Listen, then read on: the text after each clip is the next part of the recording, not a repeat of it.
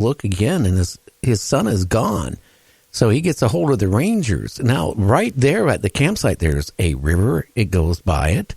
There's a bunch of rivers. When they're out looking for this child, the child would have had to cross these rivers. A 5-year-old, no way. Then they find his remains 15 miles roughly away on the side of a mountain. His clothes are kind of nicely put together, and there's his bones. So, I mean, what happened? Yeah, I think in that case they found his skull cap and a tooth, and the clothes were folded and put on a log. Yeah, how does that sort of thing happen? The one I was thinking about was the case of Dennis Martin, and David talks about this case a lot. And there were children from two families playing hide and seek, and this Dennis was I don't know, he might have been 5 or 6, and he hid behind a bush, and everybody saw him hide behind a bush. And when the hide and seek game was over and everybody came out, Dennis was gone. And something else that David points out, that on another spot on that mountain, this family saw what looked like a bear running on 2 legs with what looked like a small child on his shoulders. So that sounds like Bigfoot to me, but I wasn't there. Well, I can tell you that there's a lot of people go missing, and it makes me wonder if is it Bigfoot? What is happening? James, we talked about it on the show. There was like 30 to 50,000 people a year that go missing in our country, that the FBI has no clue what's happening. Now, these aren't people are being killed by serial killers. They're just totally disappearing with no trace, no anything. And that is scary. I know. It absolutely is. Thinking about all the times as a kid when I was walking around in the woods, alone. My parents weren't bad parents. That's just, back in the day, back in the 70s, that was okay. But in a lot of these missing people cases, some of them could be people disappeared on purpose. I think that could account for some of them. But yeah, you're right. I mean, serial killers aren't, can't account for them. What happened? Some probably are just missing and will be found. Their remains will be found at some point, but there are way too many to just have these people disappear by accident. Something's taking them. A good number of them. Yeah, and that's the thing. We don't know what it is. I mean, some people say, "Oh, it's aliens." Some people say it's cryptids. I don't know. I for a long time, I'll be honest with you, Jason, I thought when people were talking about cryptids, I honestly laughed and made fun behind their back. This is years ago when I first got into broadcasting and stuff like that too. I saw what I saw back in the early 2000s, and that made me realize there is things out here that we don't even know what could be or might not be. I mean, I do think there is some truth to like Mothman or some of these type of creatures because they're being seen everywhere. Right. Well, the Mothman creature, yeah, absolutely. It's seen a lot of places that people don't really realize. We've got, of course, the Point Pleasant, West Virginia, the famous case where we got the name, but there have been a number of cases of people seeing a Mothman type entity right before a disaster hits. There were some people in Minneapolis when a bridge collapsed there a number of years ago who saw a Mothman-like creature. I don't understand why this didn't get more publicity, but there were a number of reports of Mothman being seen at Chernobyl before the meltdown. Oh yeah, there were and there have been over the past 2 years, and Lon Strickler over at Phantoms and Monsters has done a really good job at cataloging these. A whole lot of Mothman-like encounters in the Chicago area. So yeah, what's going on with these? I mean, because they seem to appear at specific times and then just disappear. What do we just happen to run into? A window area. That's what John Keel called them, window areas. And I tend to think that there are thin spots between dimensions, and sometimes they overlap with ours, and something can come through. That would that makes sense with me with these Mothman type entities, that they just kind of wander in and out. Well, Joe Taylor has been on my show numerous times now. He runs a museum. He's into dinosaur bones and things like that. But, one of his friends, her best friend, supposedly physically ran into a Mothman, and it put a dent in her car.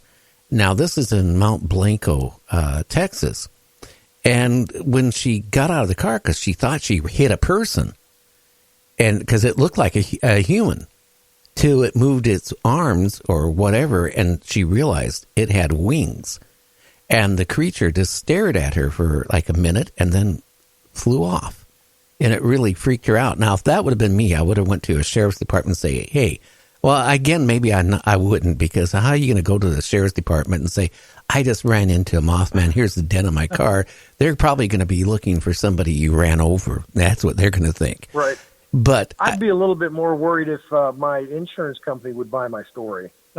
Yeah, well, James, you shouldn't have said that. That's going to get him making fun of me again next couple of days. Yeah, I would have loved to hear you back when the old rock incident with your wife's car. Oh, yeah, does this cover this insurance, Bigfoot throwing a rock? Yeah, I could just imagine the insurance. At that time, it was with Geico. I don't use Geico anymore, but I could imagine what they would have done with my insurance policy after that one.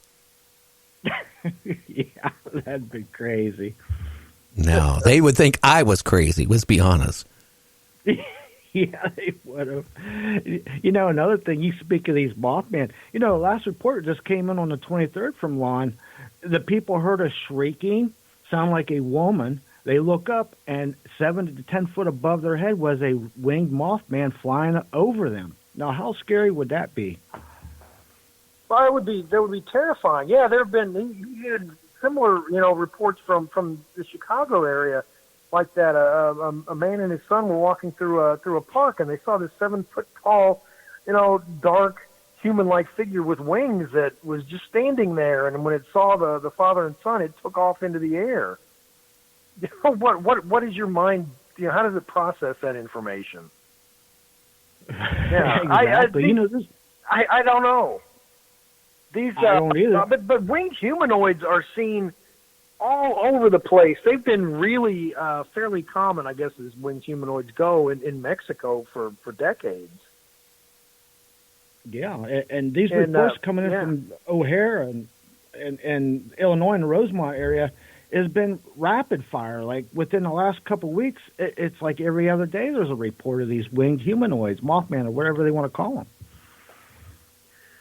Right, and then they'll disappear for a while, and all of a sudden, boom, they'll come again. Which it's like I said, maybe it's window areas come and go, because it seems like a lot of paranormal phenomenon happen at one time, and then it vanishes. There are cases where there's a number of Bigfoot reports and UFO reports in the same area, and then they stop. What happened? Well, I can say, Jason, something is going on, because normally September is a month where UFO sightings and cryptic sightings kind of drop off. Here we are now going into November, and it hasn't dropped off this year. It's crazy. Well, haven't there been quite a few sightings of the Loch Ness Monster this year as well? I think there have, more than in recent years. I think I read that recently. Yeah, there has been, but do you believe their latest thing is that the Loch Ness Monster is nothing more than a giant eel? Do you believe that one? Well, if they capture and show me the giant eel, yeah, I'll buy that. But just like you need with the Loch Ness Monster, you need the body. I need the body of the giant eel. Yeah, but can the eel do what the Loch Ness Monster supposedly done? Pull its head out of the water and have a tail. I guess you could have a tail with a eel, but I don't. How would you have the big head of the Loch Ness Monster from an eel. I just don't buy that. Right, eels. Right, eels don't do that. You're absolutely right. They don't. It's like there are new explanations for the Loch Ness Monster all the time, just like there are new explanations of science finally discovered how the Egyptians built the pyramid, and a new one comes out every 2 to 5 years, and they're different. So, yeah, what we don't know what they are, and we're not going to know until we've got something sitting right in front of us. Well, again, too, I mean, look at where the Loch Ness Monster's at. That lake is huge, let alone it's extremely deep. And if it's only one or two of these creatures in it, you know how hard it would be, even if you're using sonar, okay, or advanced radar, underwater radar, to find something, because it's going to be constantly moving. That's like, I get a kick out of people that go out looking for Bigfoot. They never actually see one, because the odds are seeing one is so slim to begin with. It's only going to happen. And the people that actually say they saw him, it was accidental. It's not where they were out there looking and beating the brush for one. Right. Exactly. Which is why I go back. I've gone back and forth on the Patterson-Gimlin film for years, because that's exactly what Roger Patterson did. He told his buddy Bob Gimlin. He goes, "Hey, you know what? I heard that there were Bigfoot sightings up in Northern California. Let's go up there. I've just rented a movie camera. Let's go up there and get a picture of one." And they did. Okay, well, what kind of chance do you have of that actually happening? It's microscopic at best, but they did. And I don't know really what people, your listeners believe about the Patterson-Gimlin film, but the more I look at it, the more I think it might be real. Well, I think it's real. And I mean, this from the standpoint, I mean, the average person who sees one, okay, and when you see something like that, you don't think about, I had a camera on me. I didn't even think about taking a picture, because it caught me by total surprise. It scared the you-know-what out of me. So the average person to get a picture of a Bigfoot, or if they do, to get a sharp image of one, is going to be almost impossible. I mean, because it's going to be happening so fast, you're not going to have a time to respond. But anyway, hey, we're going to go for break. No. I hate to say it, we're right on a cliffhanger. We have to take a break. We'll be back in 3 minutes. So Jason, just hang tight. I'm going to, mute you for a minute or two. Go get a cup of coffee or Coors beer like I am right now. And we'll be back in 2.5 minutes. You're listening to Night Dreams Talk Radio with Jason Offutt, Chasing American Monsters.